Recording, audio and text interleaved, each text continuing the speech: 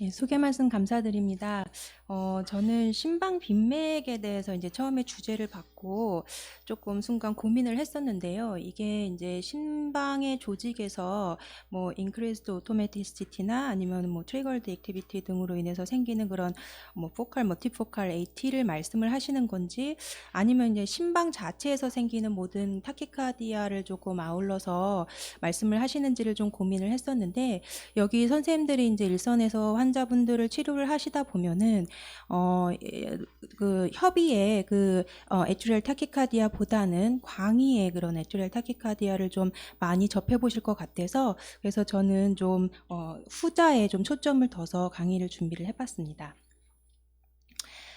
에튜리얼 타키카디아는 말씀드린 대로 이제 심방 조직에서 뭔가의 이유로 인해서 타키카디아가 발생하는 것이고, 여기에는 사이너스 타키카디아, 포칼 또는 멀티포칼 에이트리얼 타키카디아, 그다음에 이제 우리가 소위 흔히 알고 있는 에이트리얼 플러터인 마크로 리엔트런트 아트리얼 타키카디아가 속하게 되겠고요. 사실 이제 프리벌런스로는 에이트리얼 피브릴레이션이 가장 많은데, 이 부분은 이제 다음 연자 교수님께서 또 설명을 잘 해주실 거라 이 부분은 제가 생략하도록 하겠습니다. 사이너스 타키카디아는 피지올로지컬 사이너스 타키카디아가 사실 제일 많고요. 그 다음에 피지올로지컬 상태가 아닌데도 이제 사이너스 타키카디아가 온고잉 될 때 inappropriate 사이너스 타키카디아나 사이너스 노달 리엔트런트 타키카디아를 의심할 수가 있습니다. 그 다음에 에티랄 플러터는 우리가 이제 CTI라고 해서 카보 트리커스피드 이스무스를 디펜던트하게 돌아가는 그런 플러터를 우리가 티피칼 플러터라고 하는데, 이제 그 부분이 아닌 다른 부분을 통해서 이제 뱅글뱅글 마크로 리엔트리를 형성해서 돌고 있는 타키카디아를 뭐 에이티피칼 플러터 이런 식으로 우리가 분류를 하고 있습니다. 그래서 이제 광의로 보면 이게 다 이제 수프라벤트리큘라 타키카디아인데요. 이 심전도상에서 이제 어세스는 QRS가 네로우하냐, 그 다음에 레귤라하냐, 일레귤라하냐를 보고서 이제 분류를 할 수가 있겠고요. QRS가 일레귤라하고 P웨이브까지도 잘 안 보이고 일레귤라하다 그러면 이제 AFib의 진단이 가깝겠고요. 그 다음에 P웨이브가 보이기는 하는데 일레귤라하다 QRS가 그렇다면은 이제 뭐 멀티포칼 AT라든가 뭐 ATR 플러터지만 베리어블 AV 컨덕션을 보이는 경우, 그다음에 사이너스 타키카디아지만 이제 APC가 상당히 자주 지나가는 경우를 생각해 볼 수가 있겠습니다.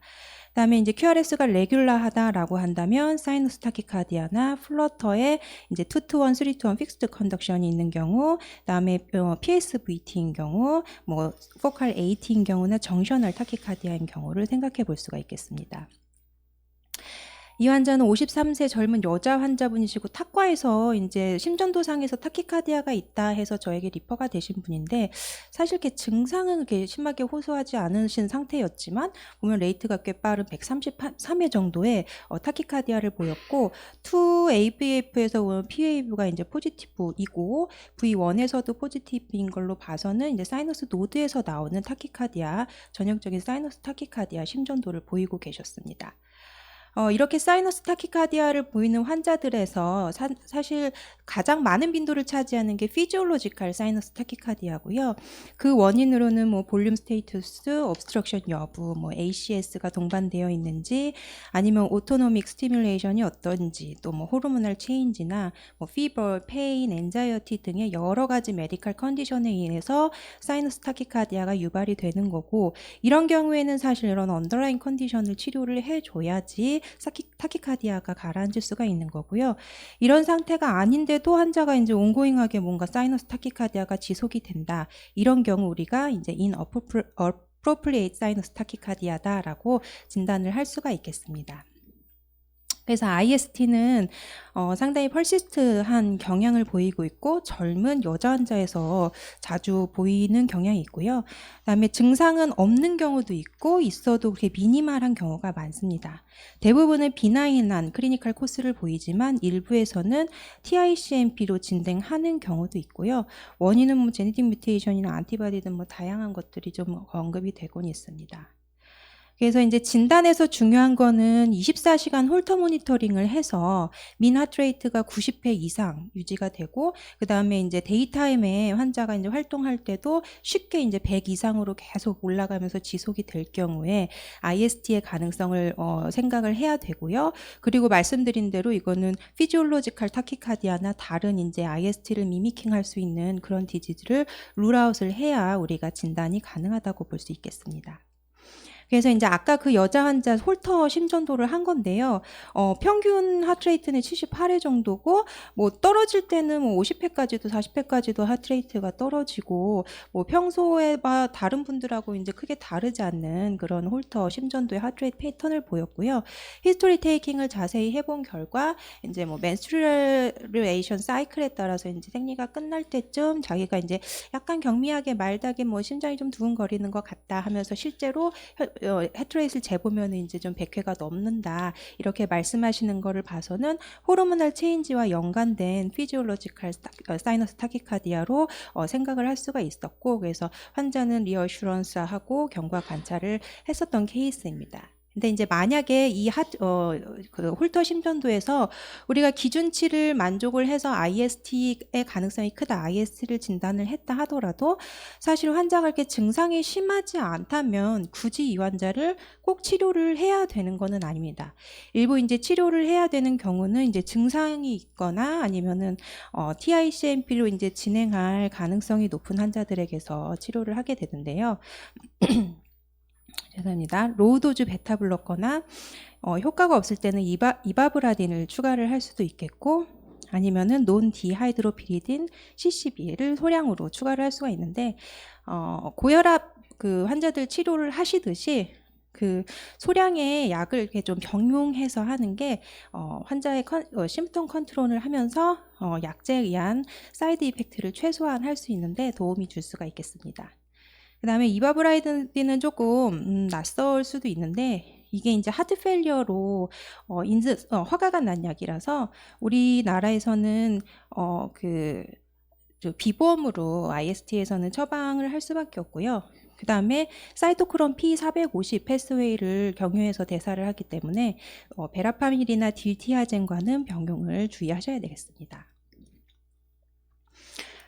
그 다음에 이제 SANRT 환자들은 약간 티피컬하게 이렇게 타키카디아가 유발이 되기 전에 APC가 이제 생성이 되면서 뭔가 이렇게 이렇게 뭔가 이렇게 시동이 걸리면서 와다다다닥 타키카디아가 지속되는 이런 식으로 이제 타키카디아가 지속이 되고, 그 다음에 갑자기 이제 마치 PSVT 환자처럼 어브룹트하게 이제 타키카디아가 터미네이션이 되는 경우에 이럴 때 이제 SANRT를 의심을 할 수가 있는데요.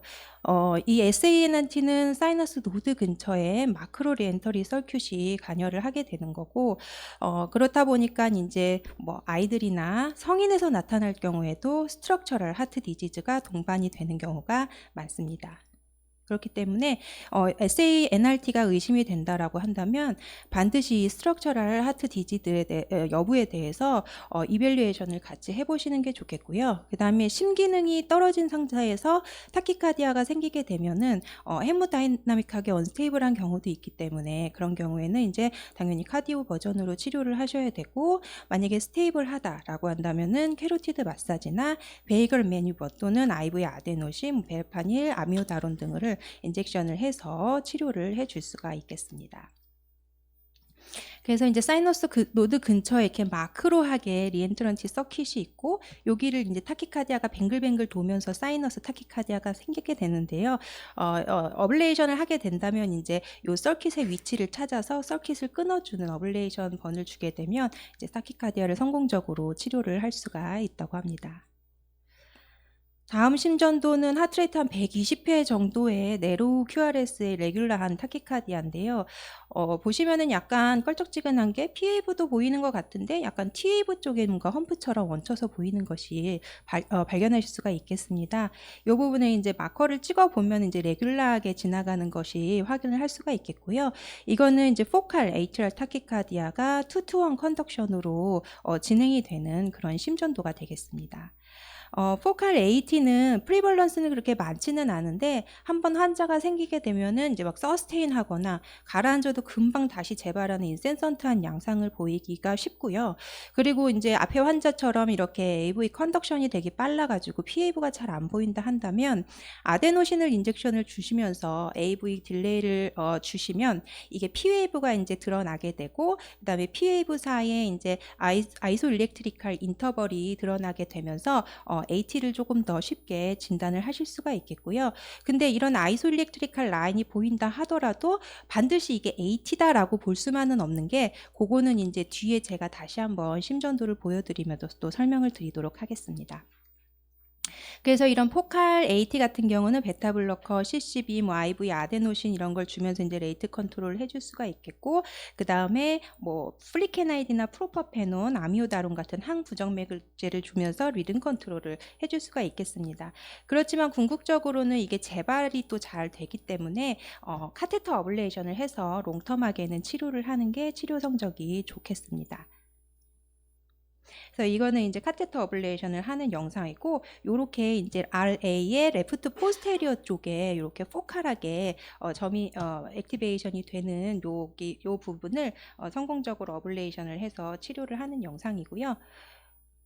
그 다음에 이렇게 이제 아름답게 치료를 할 수 있는 포칼 AT와는 달리 이제 포커스가 여러 개인 AT도 있습니다. 이거는 심전도상에서 P웨이브가 모양이 몰폴로지가 3개 이상으로 좀 다양하게 나타나고 또 PP 인터벌, PR 인터벌, RR 인터벌이 막 베리어블 하기 때문에 자칫하면 APB로 또 좀 오진을 할 수도 있으신데 근데 사실 APB에 준해도 치료를 한다 하더라도 뭐 크게 환자에게 해가 되거나 하는 건 아니기 때문에 너무 어렵게 생각하지 않으셔도 될 것 같고요.